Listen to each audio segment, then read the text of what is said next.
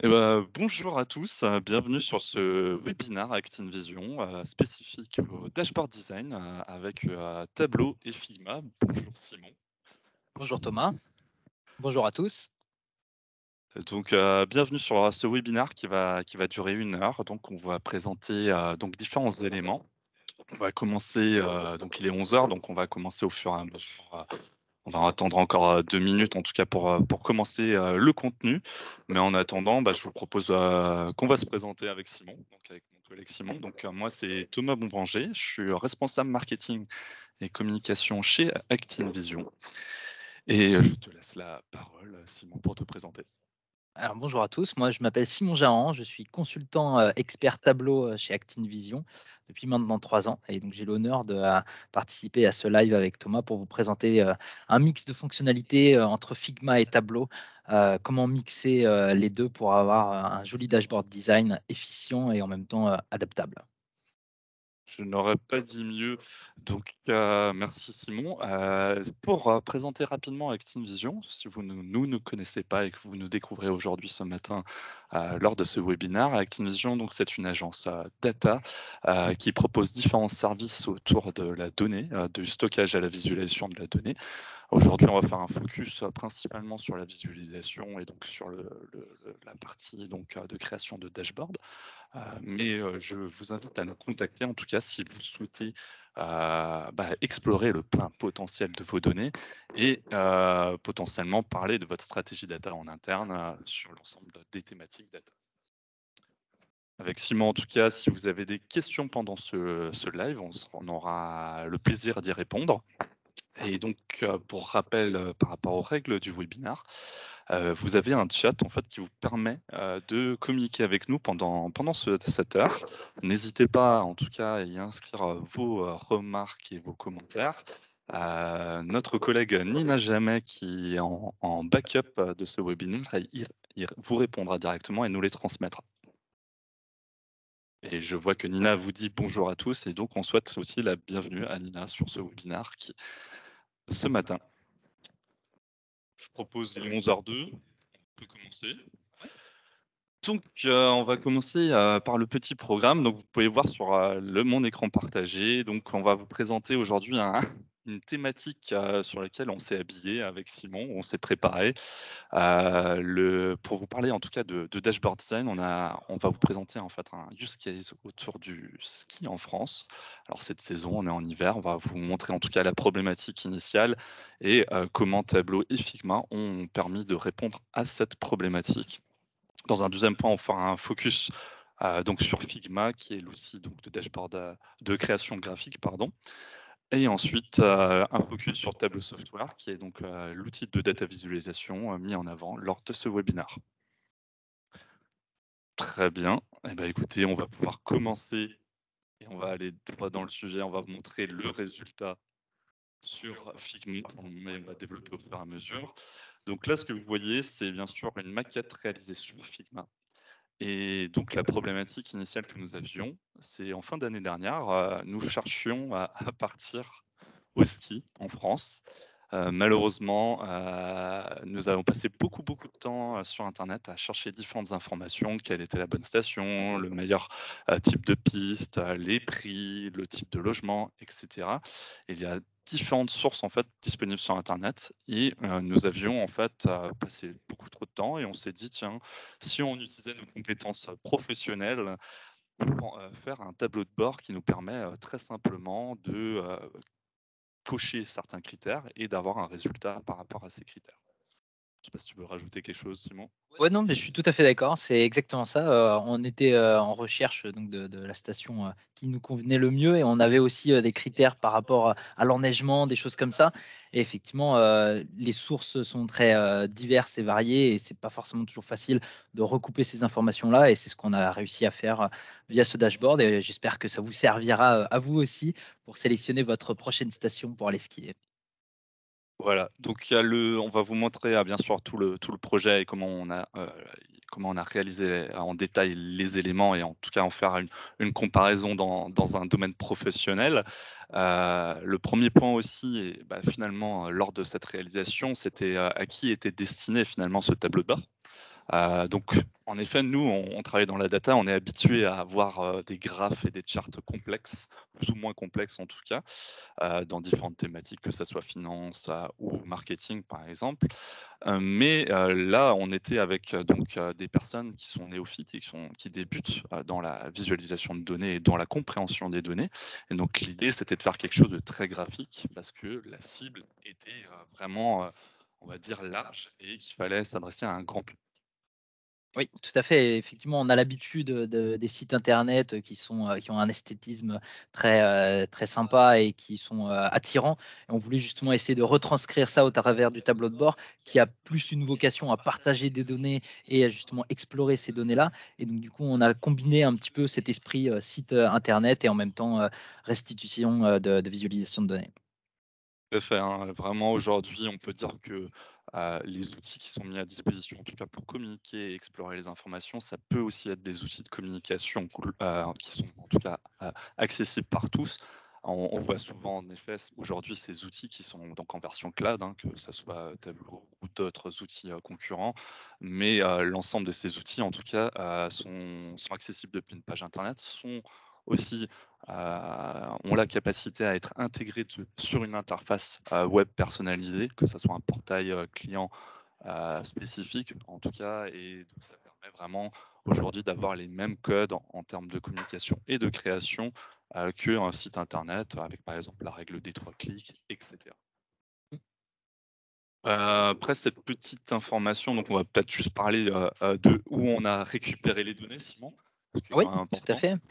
Alors effectivement, on a récupéré des données, sur un site en particulier qui s'appelle skidata.io, dans lequel on a trouvé, des informations sur 231 stations françaises, avec, plein d'informations, très variées, que ce soit, les altitudes hautes, basses, l'enneigement, le nombre de kilomètres de pistes, les difficultés des pistes et donc du coup le nombre de pistes selon leur difficulté.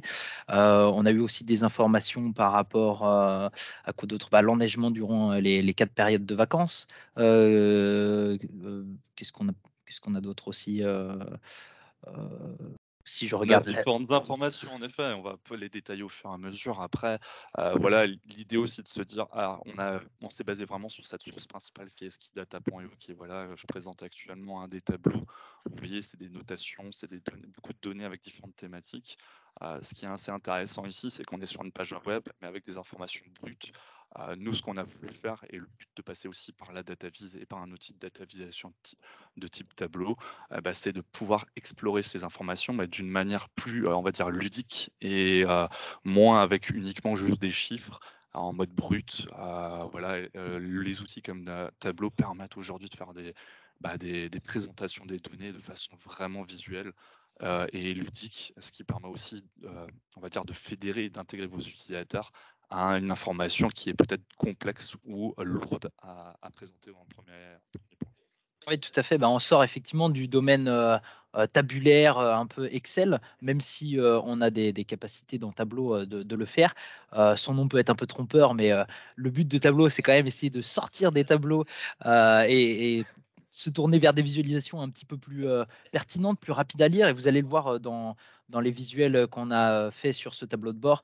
On a des visualisations qui sont très faciles à lire, dans lesquels on arrive à trouver très rapidement l'information que l'on recherche, contrairement à un tableau comme ça où potentiellement on peut scroller pendant longtemps pour, trouver la station qui nous intéresse ou l'information vraiment qui est pertinente, dans nos recherches. Tout à fait, c'est vraiment un point important. On parle de dashboard design ce matin et vraiment aujourd'hui, vous avez en effet l'aspect dashboard design qui va être, vraiment purement graphique, mais vous avez aussi l'aspect finalement data visualisation qui est aujourd'hui, un métier et que c'est ton métier Simon, de mettre bien en valeur en tout cas les informations et le plus simplement possible pour que ça soit le plus facile en fait à comprendre. Oui, tout à fait. Peut-être que de toute façon tu montreras, l'envers du décor si on a le temps, des données, mais voilà, on verra si on a en tout cas le temps et si ça vous intéresse. N'hésitez pas en tout cas à interagir encore une fois, pendant ce webinaire. Si vous avez des questions sur le sujet, sur la solution qu'on va vous présenter, ou toute autre question, on y répondra avec plaisir. Et ben, on peut, peut-être alors je regarde mes notes, mais, on va voilà, on va parler on a récupéré donc les données de skidata.io. Principalement, on l'a récupéré là dans le cadre de ce projet en format CSV. On a créé CSV si je ne me trompe pas. Heu, Au format Excel même. Oui, oui. Format Excel. Quels sont les formats qui sont acceptés par Tableau rapidement? Au Tableau accepte beaucoup de formats très variés. Alors, en termes de fichiers plats, on va avoir du CSV, du texte, de l'Excel, des fichiers spatiaux, des GeoJSON, enfin voilà, énormément de fichiers, enfin pardon, de types, de fichiers, plats. Et après au niveau des bases de données, on a énormément de connecteurs, qui sont, natifs, avec Tableau. Et si jamais on a la malchance de tomber sur la base de données qui n'a pas de connecteur officiel, on peut quand même utiliser des connecteurs JDBC, ODBC qui nous permettent de nous connecter à, enfin quasiment la totalité, je pense, des bases de données. J'ai en tout cas pour l'instant dans mes 3 ans, de pratique, de Tableau, jamais rencontré de base de données à laquelle on ne pouvait pas se connecter. Donc, voilà, connexion automatique à une base de données, mise à jour automatique, c'est aussi l'intérêt de l'utilisation d'un outil de data visualisation plutôt que de passer, par un fichier local, Oui, tout à fait. qui peut avoir un versionning différent d'un utilisateur à un autre. Là, on est sur des bases de données qui se mettent à jour automatiquement et qui après sont visualisées et mises à jour par l'outil, automatiquement. Oui, tout à fait. Et là, du coup, on utilise, des fichiers plats, mais on aurait quand même la possibilité de mettre à jour, les données, bien qu'on passe par des fichiers plats. Donc pas forcément sur tableau public, là où j'ai publié, le classeur. Là, il faudrait le faire manuellement. Mais après, dès qu'on est sur du tableau serveur ou tableau online, même si on se connecte à des fichiers plats, on a la possibilité, d'actualiser les données. Et c'est tout l'intérêt, en fait, de Tableau et de la façon générale des outils, de BI, c'est de pouvoir, automatiser en fait, ces, actualisations de données, les différents flux qu'il peut y avoir, en amont pour, visualiser la donnée et faire en sorte qu'il y ait le moins de tâches manuelles, que la dernière tâche qu'il, reste à faire en fait, c'est l'analyse de données elle-même. Ouais, la vraie plus-value finalement de l'utilisateur, c'est d'analyser finalement l'information et pas de passer du temps à la mettre en place quoi, ou la mettre à jour. Exactement. Petite anecdote pour tous ceux qui utilisent Excel et font des copier-coller de la mort, mais bon, voilà. Passons sur, sur donc finalement le projet. Donc une fois qu'on avait choisi finalement cette thématique sur le ski, les stations de ski qui étaient propres à notre recherche personnelle, on a récupéré les données et à ce moment-là, finalement, on a la première étape, c'était le brainstorming ensemble, autour, du dashboard, des informations qu'on avait, pardon, des informations qu'on avait et cette première étape, on l'a fait avec l'outil Figma tout simplement. Alors là, Oui. on voit le résultat final, de la maquette qui va être après intégrée sous Tableau. Mais, au final, on a commencé ensemble, à faire des notes, à prendre des fichiers et à construire au fur et à mesure, en fait, quelque chose en découvrant les données. Et là, on a fait une première session de brainstorming. C'est aussi à ce moment-là, on va vous montrer, on va zoomer un peu, mais c'est aussi à ce moment-là donc qu'on s'est dit: «Tiens, si on intégrait des photos dans la vise Tableau». Oui. Mais là, tu as peut-être une petite anecdote sur comment ça s'est passé, pourquoi on a décidé de prendre des photos? Oui, bien sûr. Alors, initialement, en fait, quand on a pensé à ce tableau de bord, on a voulu travailler avec des données de ski, mais on a aussi, on s'est perdu un petit peu sur, Dribbble et Pinterest qui sont, un peu nos 2 sites, sur lesquels on va chercher de l'inspiration. Et on est tombé sur des sites internet qui avaient, une vision, très longue, en termes de scrolling, enfin, oui, vertical, pardon. Et on découvrait petit à petit, un océan, on descendait dans les profondeurs de l'océan, où, on tombait du ciel pour atterrir sur la terre, des choses comme ça. Et on avait envie de reproduire un peu ça, mais en version montagne. Et donc on a, Elena Godina, une, de nos collègues, graphistes, qui s'est proposée de nous faire, cette très jolie, image, de fond, qu'on a pu intégrer dans Tableau. Je vous montrerai un petit peu après, une fois qu'on sera passé sur la partie tableau, comment est-ce qu'on a intégré, cette image dans le tableau de bord et comment est-ce qu'on a fait pour éviter d'avoir, des, flottants, de partout, dans le tableau de bord, pour, essayer d'être, au mieux dans les, best practices de visualisation de données, Tableau. Mais voilà, du coup, on a pu intégrer, cette image de fond que nous a réalisé donc, Elena, et qui, reflète exactement ce que l'on souhaitait, afficher initialement. Et donc du coup, après, on a pu intégrer en fait, nos vises, par-dessus cette image. Et donc dans le process en fait de création de cette visualisation, on a effectivement, comme le disait Thomas, des étapes de brainstorming où, on va, commencer un petit peu à regarder la donnée, commencer à créer quelques petites vises, simples pour, trouver des, informations pertinentes, pour, trouver surtout, comment dire? Les informations que l'on souhaite faire ressortir de ces données. Donc ça, c'est vraiment globalement, ce qui se passe, même, chez un client. On va vraiment, se plonger dans la donnée et trouver, des choses intéressantes dedans et une fois que ça c'est fait, voilà, on a déjà quelques idées de vise qu'on peaufinera petit à petit, plus tard. Mais on sait globalement ce qu'on souhaite, présenter et on peut commencer à passer, sur le design côté Figma et là, du coup, c'est surtout la force de Thomas, de nous trouver, des très belles, illustrations et façons de designer un tableau de bord, Merci, je Simon pour ce commentaire.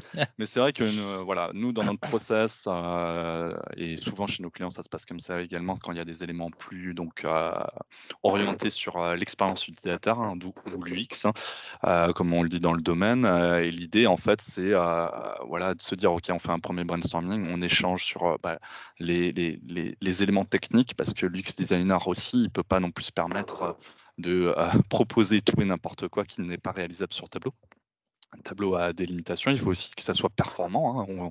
On parle quand même d'un sujet professionnel, d'un sujet technique, avec, des fois quand même des bases de données assez importantes. Il faut quand même que ça soit l'information et la data qui soient prioritaires par rapport au visuel. Le visuel est là juste pour en fait, agrémenter ou, on va dire, embellir finalement le dashboard. Voilà, il y a un échange, d'habitude, il y a un premier échange qui se fait, premier brainstorming comme on a fait ici et après, bah, il peut y avoir un travail parallèle qui va se faire entre le concepteur, le data analyst qui est purement technique, qui va construire finalement la partie, charte de données et l'UX designer qui va devoir en fait écouter le data analyst ou accompagner le data analyst finalement dans cet accompagnement pour, finalement atteindre l'objectif de le rendre, d'embellir ou, d'exploiter au maximum en fait la donnée par du visuel. Donc voilà, là, alors je remercie aussi Elena, hein, sur le coup tu l'as remerciée, mais merci Elena pour cette, illustration faite sur mesure pour notre, one pager, sur, donc les stations de ski, qui permettra donc au final de faire une présentation des données depuis le sommet des montagnes jusqu'à, l'arrivée, des gens à la station de ski.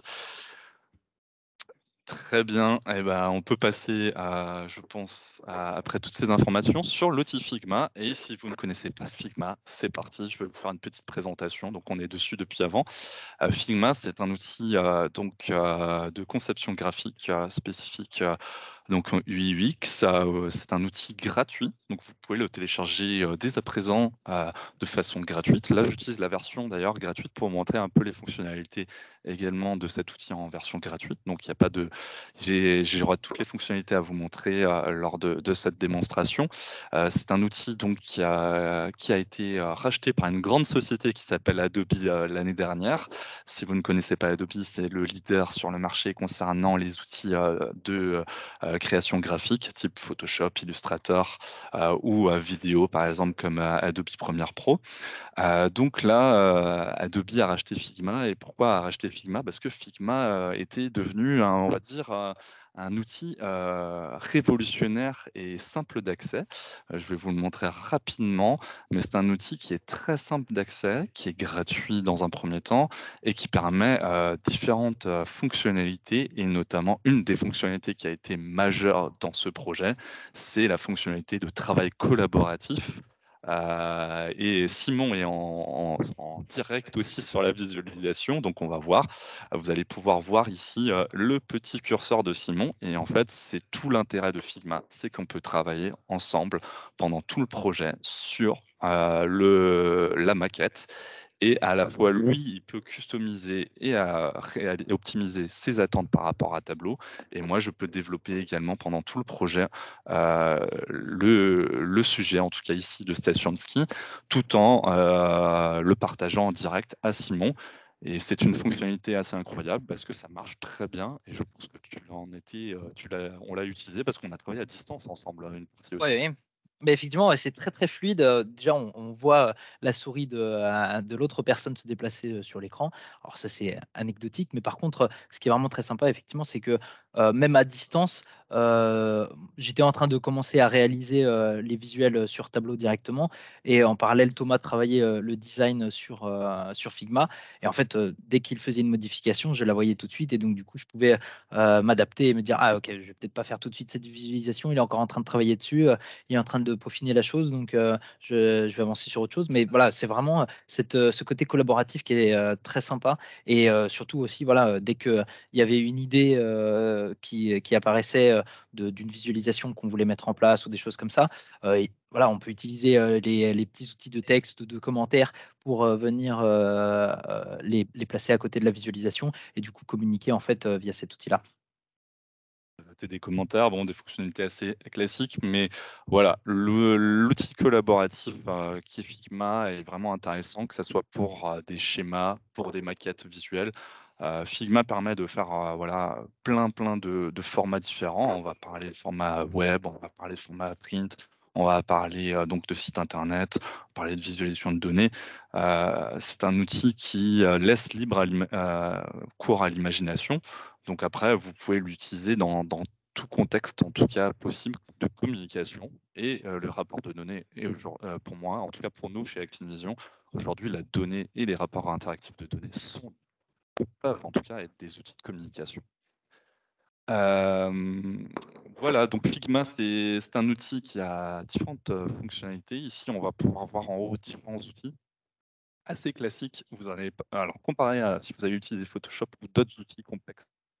Peut-être dans la donnée et cetera. Ici, vous allez être sur une interface très minimaliste avec, finalement une barre d'outils très simple, un curseur pour naviguer, un outil frame qui permet de définir une fenêtre spécifique à votre, projet, un outil shape qui permet de dessiner des shapes, un outil plume qui permet vraiment de faire du personnalisé, un outil texte, un outil plugin et finalement un outil, de navigation et un outil de commentaire.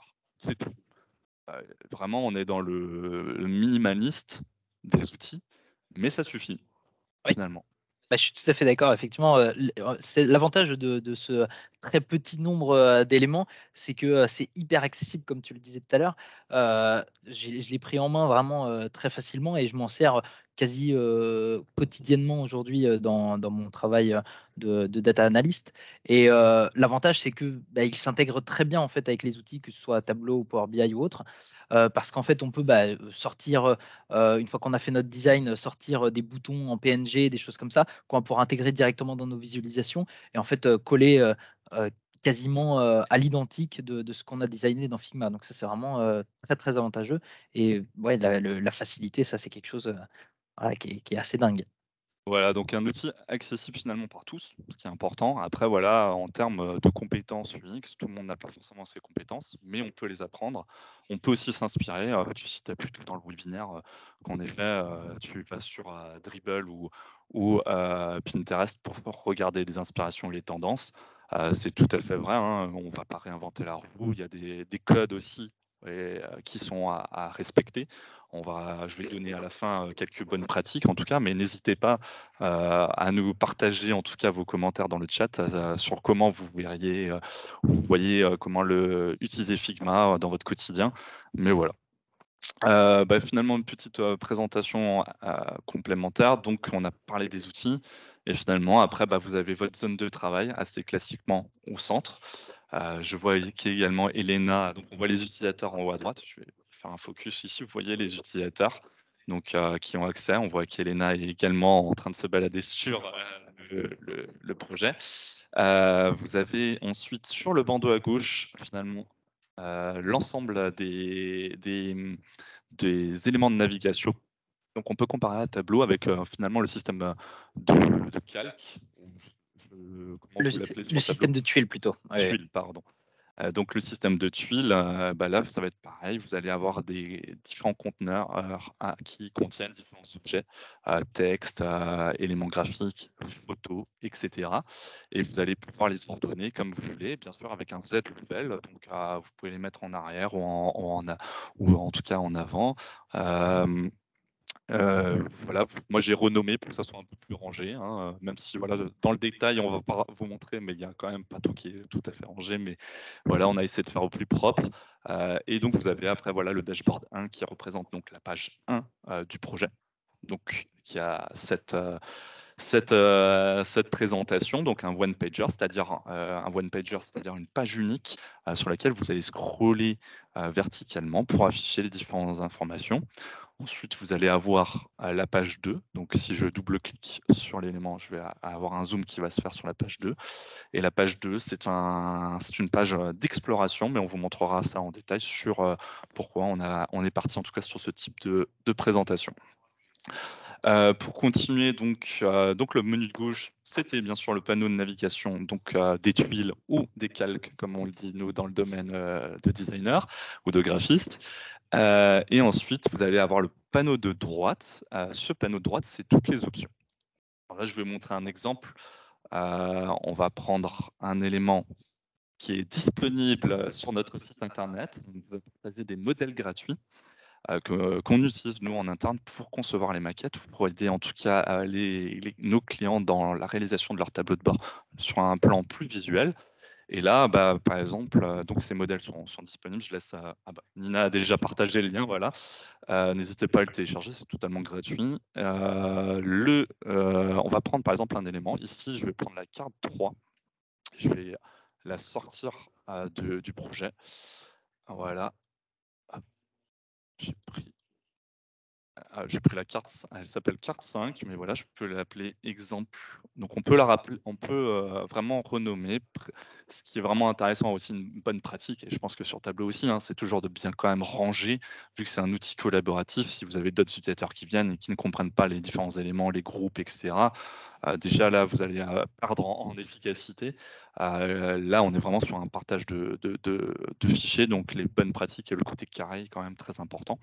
Et là, je vais juste vous montrer que, en fait, quand on sélectionne certains éléments, donc ici, je vais sélectionner un élément texte, je vais avoir en fait des options spécifiques par rapport au texte qui vont s'afficher et de personnalisation très pratique. Comme bon, voilà, la police qui permet d'être modifiée.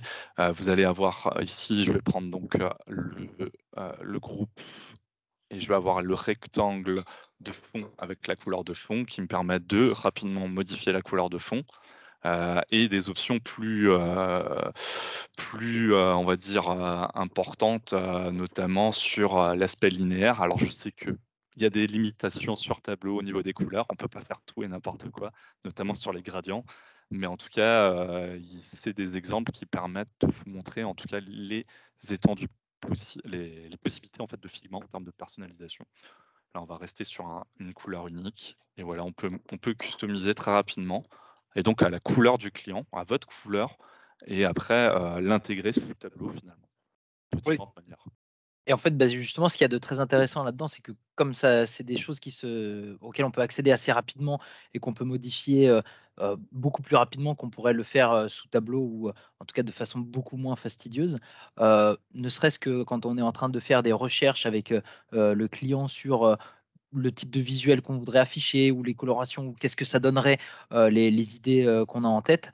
Voilà, on peut poser ça sur la maquette très facilement et très rapidement pour du coup après en discuter et finalement en fait, peut-être, réviser certains, aspects visuels, ou certaines, tailles de police, des choses comme ça pour, que les choses soient plus lisibles et du coup, c'est un outil qui est vraiment, puissant de ce point de vue-là puisque, en quelques clics, on peut, redesigner complètement un tableau de bord sans avoir à recréer les visuels, ou à, venir faire plein de modifications côté tableau, heu, qui pourraient être fastidieuses. Là, je suis juste sur une note pour des alors, ça, c'est vraiment une base de données, propre en interne chez nous, mais voilà, c'était des palettes de couleurs, en fait, disponibles, qu'on partage aussi. Qui permettent de réaliser rapidement, différents éléments. Bien sûr, la plupart du temps, on va optimiser, bien sûr, par rapport à la data parce qu'en tant que graphiste, bah, on peut avoir on peut utiliser des couleurs qui ne sont pas forcément, recommandées, en fait, dans la data. On pense principalement, bah, à tout ce qui est positif, si vous mettez du rouge, bah, ça ne veut pas dire forcément que c'est positif. Donc il y a quand même des codes dans la data à respecter par le UX designer et c'est pour ça que, bah, finalement ce travail collaboratif constant à partir de l'outil Figma est très, très important. Hem, voilà, après, nous, finalement, notre but en tant que conseil auprès de nos clients, c'est vraiment aussi de dire quelles couleurs sont à utiliser, mais on utilise principalement aussi les couleurs du client, de sa charte graphique. Oui, oui, oui, bien sûr et du coup, comme tu disais, en adaptant, aux bonnes pratiques de visualisation de façon générale, pour être le plus cohérent possible et finalement, en fait, pour coller au mieux, à ce que, l'utilisateur s'attend à voir pour être, compris, d'un seul clin d'œil. Voilà, donc là, vous voyez, ça c'est vraiment alors je rappelle, il est disponible, mais ces exemples, c'est vraiment une base qui nous permet d'avoir après aussi des composants. Donc nous, on utilise, ça aussi en interne, c'est-à-dire que vous avez à la fois les dashboards qui vous permettent de voir un aperçu, finalement d'une maquette, même si les données ici sont fictives. Mais un aperçu de voilà, quel est le type de vis, comment elle est placée.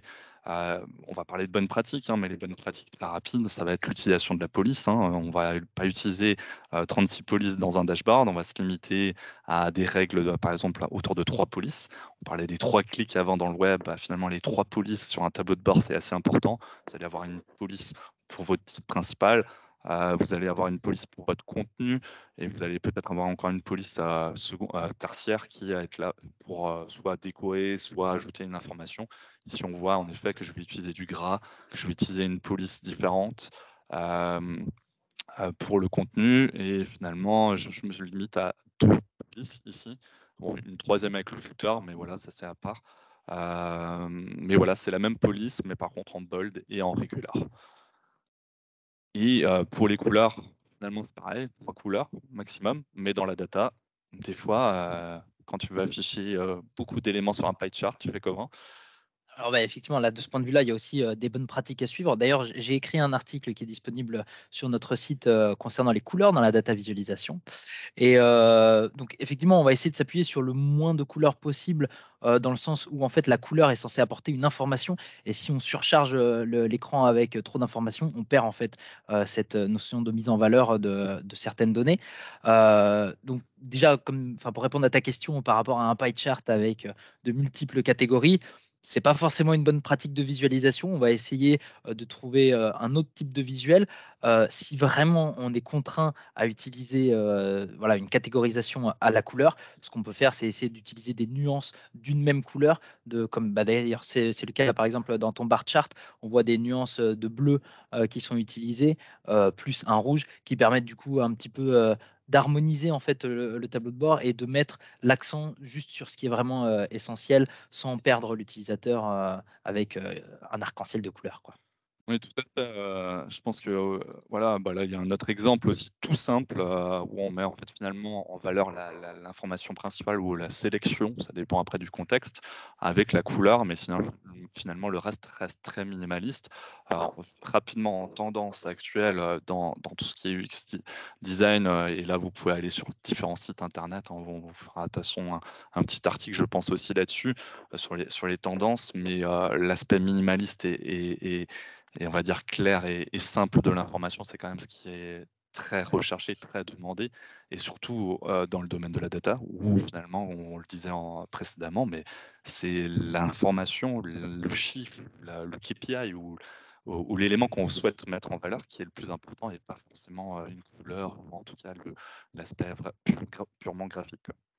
Oui, complètement et du coup, ouais, effectivement, on va essayer de chercher des couleurs un peu plus neutres pour tout le reste qui vont, osciller entre le noir et le blanc, en passant par le gris et toutes les différentes teintes, qu'on peut imaginer et bah, justement, enfin, j'appuie encore une fois, sur le fait que, le but, c'est de mettre en valeur une donnée. On se souvient un peu tous, des vieux Excel avec des couleurs de partout, des graphiques en 3D, voilà. Là, c'était des visuels qui perdaient un petit peu l'utilisateur dans lequel, on ne pouvait pas forcément retrouver une information qui était, qui accrochait l'œil et qui donnait directement l'information sans, avoir à, casser la tête à comprendre comment est fait le visuel, que représente le visuel. Le but là, c'est vraiment de mettre en avant quelque chose et que d'un seul coup d'œil, on ait, l'information et qu'on n'ait pas à, aller, finalement même chercher dans la donnée brute en fait pour confirmer, que l'information, qu'on cherche, c'est bien celle-ci, quoi. Tout à fait, tout à fait. Alors n'hésitez pas, hein, si vous voulez voir quelque chose de précis sur Figma, à poser votre question, en tout cas à Élément. Ah, je vois que je vais prendre je me permets de regarder le chat. Hem, bonjour Anthony déjà, bonjour à tous. Vous avez déjà eu des maquettes Figma intégrées en entier directement sous Tableau plutôt que du one by one pour chaque élément, la mise en forme sous Tableau étant ultra chronophage? Effectivement, alors, beh, il y a ça m'est déjà arrivé plusieurs fois, chez des clients, d'utiliser, un layout, de tableau de bord. Alors évidemment sans le visuel, parce que sinon on perd tout l'intérêt de Tableau ou de tout autre outil, de BI.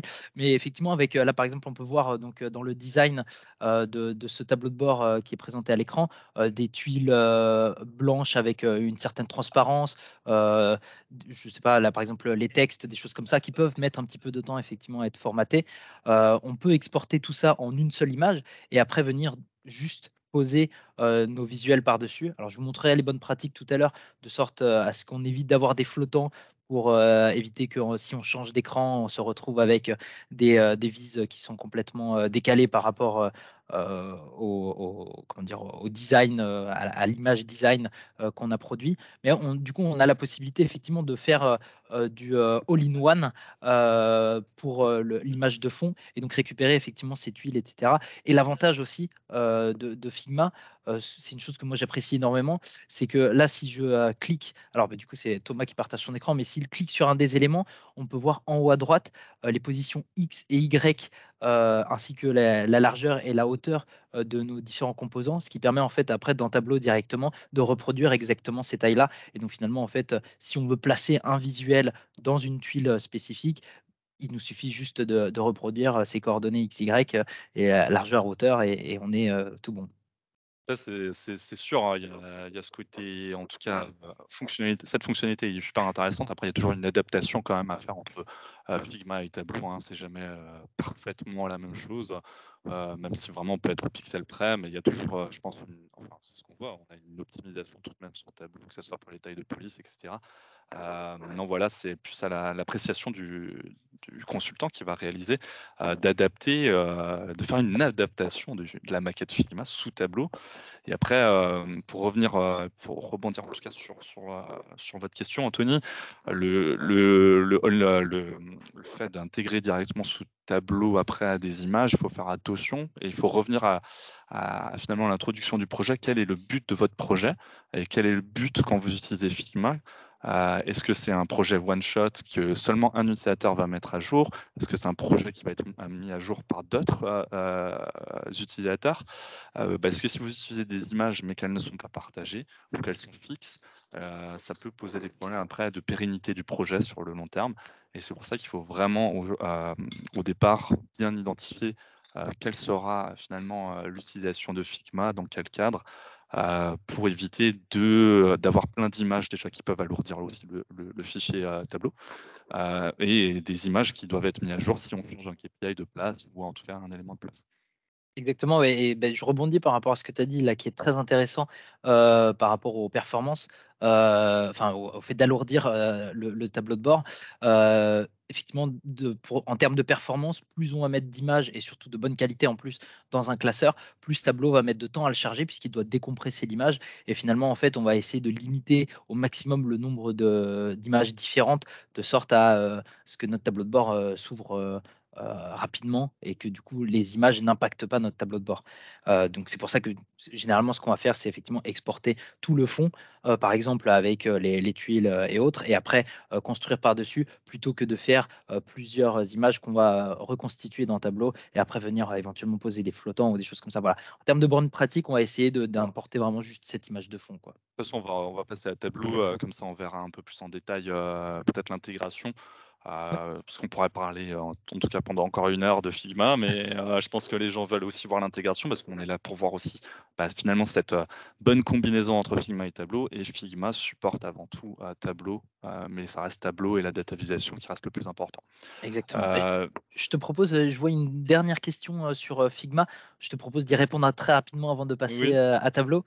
J'y réponds. Donc, oui, j'ai vu, bonjour Léa, merci d'avoir téléchargé, les modèles gratuits. Alors très rapidement, si vous téléchargez les modèles gratuits, il faut aller donc à partir de la page d'accueil, import file, donc, qui est le troisième bouton et là, vous allez pouvoir chercher en fait votre document directement en Tableau, pardon Figma. Est-ce que Point je .fig. l'ai? Je dois l'avoir, peut-être. Je l'ai pas. Alors normalement, c'est un FIG point, je ne l'ai pas malheureusement, mais voilà, c'est à partir de cette fonctionnalité et une fois qu'il est importé, ça va l'afficher en fait dans vos tuiles ici, qui vont permettre après d'y accéder, tout simplement. Voilà. Et bah, écoute, je te laisse partager ton écran. Oui, tout à fait. Alors, hop, sur quel écran? Hop, voilà. Est-ce qu'on voit bien mon écran? On voit parfaitement ton écran. Très bien. Alors, donc comme le disait tout à l'heure Thomas, parfois, on est obligé d'adapter, le visuel qui a été fait sous Figma de sorte à ce qu'il colle, aux possibilités de Tableau et du coup, au visuel que Tableau peut proposer. On là, vous voyez, donc le tableau de bord, sur Tableau. On voit effectivement qu'il y a quelques petites variations, notamment au niveau des filtres qui s'affichent un tout petit peu différemment. Mais globalement, voilà, le look and feel du tableau de bord, est très similaire et donc du coup, là, si je descends un petit peu dans le tableau de bord, voilà, on est vraiment, sur, quelque chose de quasi identique. Est-ce que je peux te demander, s'il te plaît, de faire la recherche pour la station qu'on recherchait? On recherchait quelle station? Ah, on recherchait pas une station, on recherchait une zone. Ah, on recherchait une zone, OK. Alors Donc là, je suis vraiment véridique, là, on va vous montrer ce qui s'est passé. Quand on a sélectionné notre station, on allait skier, début d'année. Donc on a f Alpes du Nord. Alors pour précision, nous sommes à Strasbourg. On peut on a skier à voulu aller Strasbourg.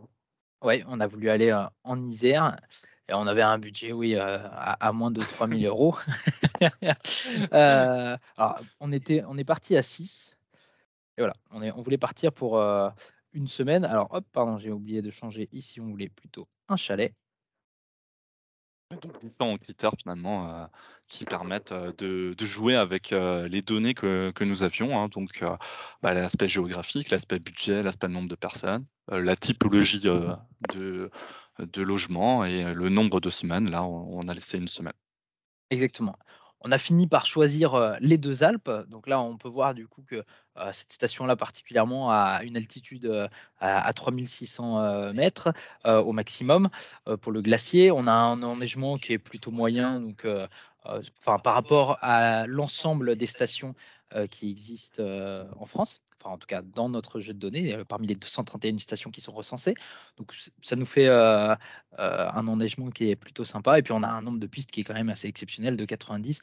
Donc ça notre choix s'est orienté vers les 2 Alpes et donc du coup, bah, on peut avoir le détail maintenant, des 2 Alpes. Donc sur la tarification, donc on était à 4 692, € pour 7 jours pour les 4 personnes, avec un chalet, pardon pour les 6 6. personnes, avec un chalet de 6 personnes, ce qui revient donc à 1 572 € pour, les forfaits, toujours sur 7 jours. Si on avait fait de la location matérielle, ce qui n'est pas le cas puisqu'on a nos jolies planches et nos jolis skis, juste ici, hem, on en aurait eu pour 600 €, pour, les skis, les bâtons et les casques et puis, 2 520 €, pour le logement sur du coup, des prix qui se basent sur la haute saison, et donc qui ont été récupérés de skidata.io. Donc on peut voir ici, notre station des 2 Alpes qui se situe plutôt dans la partie haute, en termes de tarification par rapport à l'ensemble des stations du jeu de données. Mais du coup, voilà, si on est plus dans la recherche de prix, on peut après, sélectionner, déjà un budget plus faible éventuellement et puis, se baser ici sur, le classement selon le prix, que nous coûtera le séjour. Si on descend un petit peu, ici, on a une jolie télécabine, qui est en train de monter ou de descendre, on ne sait pas exactement.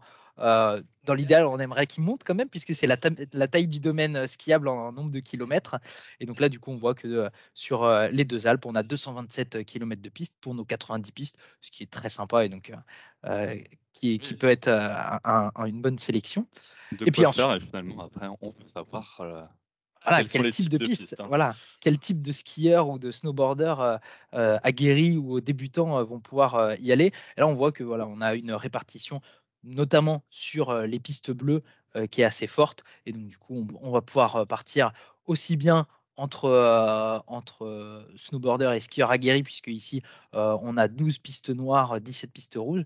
Mais ouais, on pourrait essayer aussi éventuellement, amener des débutants qui ont des pistes bleues à foison et aussi quelques pistes vertes.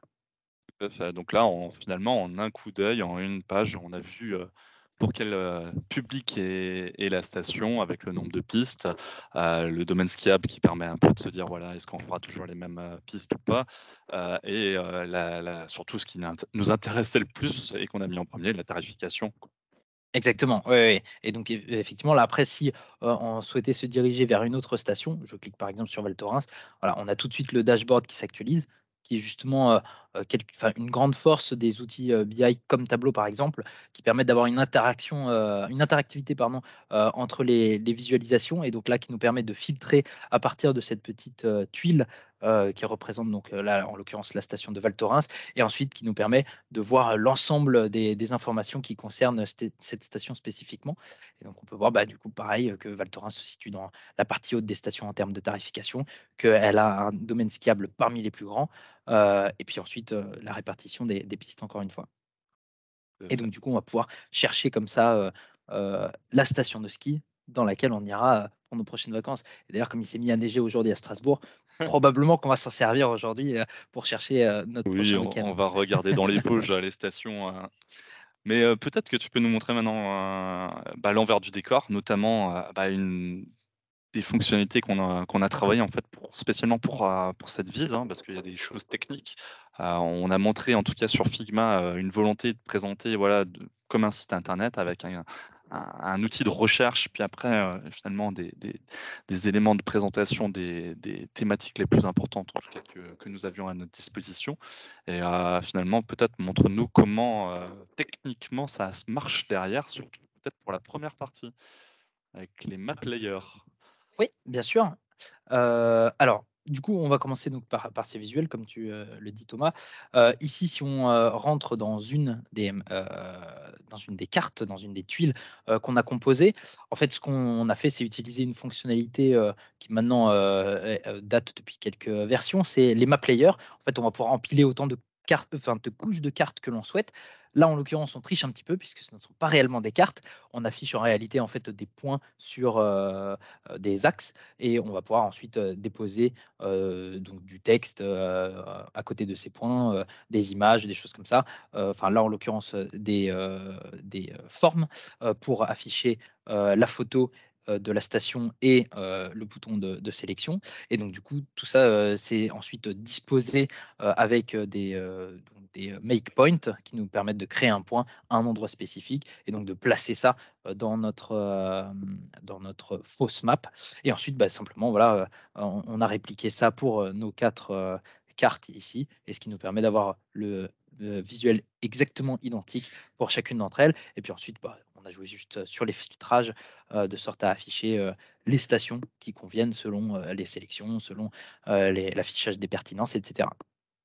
Ce qu'il faut savoir, c'est que du coup, on a par exemple mappé 231 photos de stations, avec chacune des dénominations pardon, de ces stations. Donc c'est un travail qui peut être un petit peu fastidieux, en tout cas dans l'exercice, qu'on a fait, parce qu'on cherchait quelque chose vraiment de très spécifique. Mais, on a la possibilité d'adapter, heu, très facilement de toute façon du Figma dans Tableau et donc du coup là, en utilisant des petites astuces, on peut, recréer les visuels qu'on souhaite.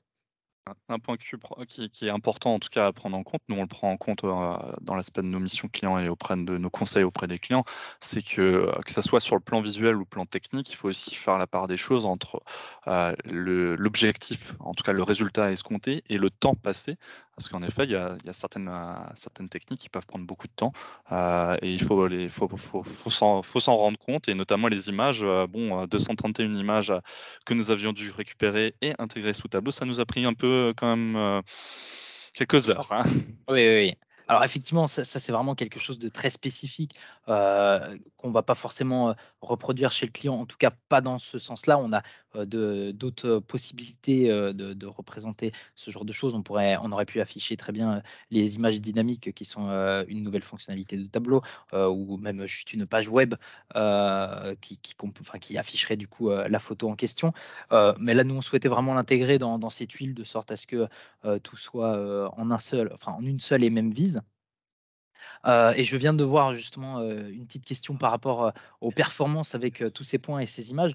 le but justement là de tout regrouper dans ce même visuel, c'était, de faire en sorte qu'il n'y ait qu'une seule requête qui soit envoyée, auprès de la source de données, pour ce visuel-là. Alors, la création des points finalement, en fait, c'est très peu chronophage puisque, enfin pour Tableau, puisqu'en fait, je crée juste un point unique. Après effectivement, plus, le volume de données va augmenter, plus potentiellement on pourrait, ralentir, l'affichage, du tableau de bord. Mais là, on est parti, du fait qu'on savait pertinemment qu'on avait 231 stations, donc potentiellement, on n'avait que 231, lignes au maximum. Modulo éventuellement, peut-être une densification de données, on doublait les lignes, mais on restait sur un volume très faible. Donc le choix des visualisations s'est orienté aussi selon ces spécifications et ça, c'est un point très important, dans le métier de data analyst, c'est être capable, de faire les bons choix en fonction de ce que l'on souhaite afficher. Est-ce qu'on souhaite quelque chose d'extrêmement beau ou quelque chose d'extrêmement performant? On peut toujours réussir à allier les 2, mais parfois voilà, on doit faire peut-être des Ah concessions oui, sur certains visuels. on a déjà eu, des demandes en tout cas, de faire, comme un site internet avec beaucoup d'informations, sur, Tableau. Il faut aussi prendre en compte, bah, les limitations techniques de l'outil et surtout, bah, le but premier, on parle de performance, mais c'est l'information de la data. Je vois, en tout cas que le dashboard a été partagé, quelqu'un a trouvé le lien. Bon après on voulait vous le partager à la fin, mais n'hésitez pas en tout cas à le voir en direct, sur Tableau après ce webinaire. Hem, voilà, mais on peut peut-être continuer, mais par Oui, une bien autre sûr. fonctionnalité? Bah, du coup, justement, c'est en rebondissant un petit peu sur cette, histoire de performance, ce qu'il y a d'important dans la création d'un dashboard, c'est d'essayer de limiter au maximum le nombre de visuels aussi qu'on va afficher, puisqu'en fait, chaque visuel va impacter les performances du tableau de bord et c'est aussi le parti pris qu'on avait, dans ce tableau de bord, c'est d'afficher tout en one pager comme tu le disais tout au Oui, début et donc finalement d'afficher, toutes les une vises. fois. On est limité quand même en termes de nombre de vis puisque enfin limité, je veux dire, on a limité quand même le nombre de vis puisque là, on est sur 4, 5, 6, 7 vis, ce qui est relativement, raisonnable, et surtout sur le volume de données qu'on a, c'est pas forcément, Et de toute façon, là, bloquant. cet exemple, vous pouvez le voir donc avec les images, vous pouvez le voir par exemple si vous vous projetez sur vos produits, sur, des images en tout cas spécifiques à votre domaine, vous pourriez faire la même chose. En tout cas, on pourra en tout cas vous accompagner pour faire la même chose. On regardera bien sûr l'ensemble de vos données en avance pour savoir en effet, s'il y a 3 millions de produits affichés, ça va peut-être pas le faire. Là, voilà, comme Simon l'a dit, 231 photos, on a testé les performances, on savait que c'était aussi une évolution, on n'allait pas évoluer plus, en tout cas les photos, en tout cas on n'allait pas en mettre plus. Donc, ça passait au niveau performance et les map layers, on les a utilisés ici, mais aussi sur la seconde page, pour afficher, en tout cas pour faire la même type de présentation. Effectivement. Alors je propose peut-être de passer juste à la façon dont a été intégrée, la l'image de fond dans, ce tableau de bord. Donc en Ah fait, oui, simplement ce que j'ai fait, c'est que donc la tuile principale que l'on a au départ, en fait, quand on crée un tableau de bord, donc là, si je crée un tableau de bord, on a, un premier élément, alors je vais glisser, hop, un petit vide ici. On a un premier élément tiled qui est en fait, l'élément, tuile de base qui est vraiment, contraint dans notre visualisation, et dans lequel après on va pouvoir venir insérer les conteneurs de sorte à ce que chaque visuel ou chaque objet qu'on met sur le tableau de bord soit contraint, les uns par rapport aux autres, de sorte à ce que le, look and feel reste toujours le même, quel que soit, l'outil sur lequel on affiche enfin l'outil, je veux dire le support sur lequel on affiche notre tableau de bord. Donc que ce soit, une tablette si on n'a pas fait de disposition tablette, mais, un écran de tout petit d'ordinateur portable ou un écran, géant, de télévision. Voilà, on aura toujours ce même look and feel. Puisque du coup les éléments sont contraints, les uns, avec les autres. Et donc du coup, dans cette tuile, en fait, c'est là que je suis venu glisser mon image de fond, donc là, l'image que, Elena nous a, fournie. Et ensuite, simplement par-dessus, j'ai créé un unique flottant, donc il y a du flottant, mais j'ai juste une tuile verticale qui, me sert de flottant en fait et à laquelle j'attribue, la hauteur, enfin les tailles, de mon tableau de bord, général, donc il fait du 1080 en termes de largeur, 3000 en termes de hauteur et après je le place en position, 0,0 de sorte à ce qu'il recouvre, heu, parfaitement, l'entièreté de mon tableau de bord et après en fait, je me sers de ce vertical comme de ma tuile principale dans laquelle je viens contraindre chacun des éléments les uns par rapport aux autres et voilà et je finis en fait avec un c'est tableau de bord, c'est un faux avec un fond. flottant. C'est un faux flottant exactement. Donc le dans en termes de bonne pratique justement, on va essayer de limiter ou d'éviter les flottants, là justement, cette petite astuce permet d'avoir juste un flottant et de, contraindre tout le reste. Ce qui fait que, voilà, ce dashboard, qu'on l'affiche sur, un écran, géant ou sur un petit écran, aura toujours ce même look and feel. Tout à fait. Et là, on voit très bien en plus que le fond n'a pas de carré blanc, en tout cas présent pour, mettre les KPI, et ça, on va l'intégrer directement sous Tableau, en fait. Exactement. Là, on a pris le parti pris vraiment de, n'afficher que l'image de fond, et après par-dessus, de reproduire ce qui a été fait dans Figma, de sorte à vous montrer aussi en fait que, si on connaît, les limitations et tout ce qui est possible, sous Tableau en termes de enfin de capacité, on peut très bien, créer un design, sous Figma très rapidement, et après le reproduire sous Tableau sans avoir forcément à se servir d'images de fond ou des choses comme ça. Là, on a une image de fond, mais on aurait pu très bien juste avoir un fond uni et avoir fait le design côté Figma et n'avoir rien importé absolument, côté tableau, mais en fait juste avoir créé ce dashboard design et le reproduire, sous tableau, finalement. Et je poserai la question, alors quel est l'intérêt de faire un design sur Figma initialement? Alors, bah, comme je le disais tout à l'heure, en fait, l'avantage, c'est que on peut très rapidement, changer d'idée et puis se dire: «Bah, en fait, là, la disposition, de mes éléments, ça va pas. En fait, mon client, il souhaiterait plutôt avoir d'abord, quelques, KPI, en amont», des choses comme ça et donc vraiment ça, c'est très, très rapide, à créer et après, finalement, très facile, à reproduire, côté tableau et finalement, en fait, ça va être, un outil, intermédiaire, qui nous permettra de créer, vraiment un dashboard design. Après, justement, le but, c'est pas de s'encombrer non plus avec Figma. Si on n'a pas besoin de Figma pour créer son visuel, on peut s'en passer, bien sûr. Mais, Complémentaire, oui. voilà, c'est exactement, c'est complémentaire, c'est absolument rien d'obligatoire. Très Je bien. sais en termes de visuel, alors, bah, je peux présenter, le deuxième tableau de bord, Je heu, prends, ouais, voilà, dans lequel, donc on a voulu afficher plutôt l'exhaustivité des 231 stations avec, toutes les informations, que l'on a de disponibles. surtout les photos.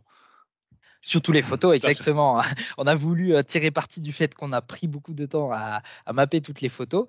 Donc, du coup, on a toutes les photos qui sont disponibles, ici, donc, pour toutes les stations, du jeu de données et donc on a des informations, complémentaires, par rapport à ce qu'on pouvait avoir dans le premier dashboard, où on peut avoir ici l'enneigement selon, les périodes de vacances scolaires, le nombre de pistes, et de nouveau le détail, des tarifications. C'est vrai que là, on est plus sur une exploration complète, qu'une recherche simple et où on sur la première page, on veut un résultat, c'est-à-dire on veut pas perdre de temps. Là, on est sur une exploration, on laisse aussi la liberté finalement à l'utilisateur d'explorer et de comparer, les informations des différentes stations. Voilà, donc après, c'était aussi pour capitaliser bien sûr sur le jeu de données. Ça fait aussi partie de notre travail, c'est-à-dire de, révéler finalement les différentes informations, des données de nos clients. Même si le client connaît bien sûr très bien et c'est lui qui est maître de ces données, nous avec notre expérience et lorsqu'on crée, on peut aussi l'accompagner pour finalement proposer de nouveaux visuels et c'est aussi ça toute la force, de notre métier. Exactement, ouais. Le but, c'est de ces visualisations, c'est de trouver des nouveaux insights, des nouvelles, comment dire? Des nouvelles idées, des nouvelles, façons d'approcher la donnée, de sorte à en tirer des informations qu'on n'avait pas forcément si on, regardait juste, l'Excel ou la base de données, comme ça, à nu. Très bien. Alors, je ne sais pas si on a encore des questions. Bien sûr, alors, pour précision, ce tableau de bord est déjà disponible sur un tableau public. Le lien est passé, en tout cas dans le chat, je l'ai vu passer. Bien sûr, on vous partagera bien à la suite de ce webinaire par mail, l'ensemble des informations concernant, le replay, les éléments, en tout cas disponibles, à partir de Figma ou Tableau et bien sûr, on reste à votre disposition maintenant, si vous avez encore des questions, en tout cas pour les 2 dernières minutes ou en tout cas sur le long terme, si vous voulez nous contacter, si vous avez un projet, soit de réalisation de tableau de bord, sur lequel on peut vous aider, avec Simon et moi ou l'organisation Actine Vision, mais également si vous avez des sujets, de formation. Je laisse en tout cas, Nina qui a déjà partagé dans le chat, différents liens, rajouter les liens de nos contacts. mais n'hésitez pas, à nous contacter, même pour une question. Prochainement, nous allons donc ouvrir à des formations sur l'outil Figma liées bien sûr à la data visualisation pour comprendre mieux et les questions que nous avons eues aujourd'hui, comment importer, nous les verrons pendant cette formation, mais bien sûr aussi la réalisation et la création. Mais voilà, je ne sais pas si tu voulais rajouter quelque chose ou s'il y a des questions? Non, bah, après, effectivement, ce que je peux rajouter, c'est que là, on a fait la démonstration sous Tableau, mais ça fonctionne aussi très bien sur d'autres outils comme, Power BI, par exemple, et donc on peut tout à fait intégrer, Figma dans son workflow, qu'on soit data analyst sur, Power BI, Tableau, Qlik ou, n'importe quel autre, outil, ça peut être toujours, une bonne plus-value, qui permet de faire, voilà, un joli design et de commencer à préparer, un dashboard, qui a un look beaucoup plus, professionnel ou, en tout cas beaucoup plus attirant pour, faire, venir et revenir les utilisateurs sur vos tableaux de bord. Ah oui, parce qu'aujourd'hui, l'ensemble, des utilisateurs, enfin, vous créez des tableaux de bord qui affichent des informations, ça prend du temps, ça prend de l'argent. Si vous s'ils ne sont pas utilisés, c'est aussi finalement pas un échec, mais une dommage en tout cas pour le temps passé dessus et pour l'information qui peut être affichée. Alors que finalement des éléments, par exemple au niveau du style, ou le rend nous on appelle ça, on le rend sexy le tableau de bord, bah, finalement fait aussi que vos utilisateurs vont être plus, friands des informations qui sont présentes dessus et aussi, finalement vont le consulter plus souvent. Donc c'est quelque chose d'assez important et suivant, bah, voilà, la typologie de votre projet et la cible, le public visé par votre projet. Et bah, je ne pense pas qu'il y a de questions, il est midi. En tout cas, n'hésitez pas à commenter, sur la vise, de Simon, sur Tableau Public si vous avez des commentaires ou des questions. Aussi, vous pouvez interagir là-bas. Si vous souhaitez en tout cas nous dire comment était ce webinaire, on est aussi friands de vos retours, donc n'hésitez pas. Voilà et sinon, bah, je pense que nous avons fini en tout cas le tour de cette présentation, donc dashboard design, tableau, Figma et en tout cas pour ma part, je vous souhaite une très belle journée et à très vite, avec Activision et nos équipes, pour vous aider dans vos projets. Merci pour votre écoute, merci Thomas et bonne journée à tous. Merci. Puis, skier bien quoi, Oui, bah, surtout en choisissant la bonne station. grâce à l'outil Skipic. Exactement.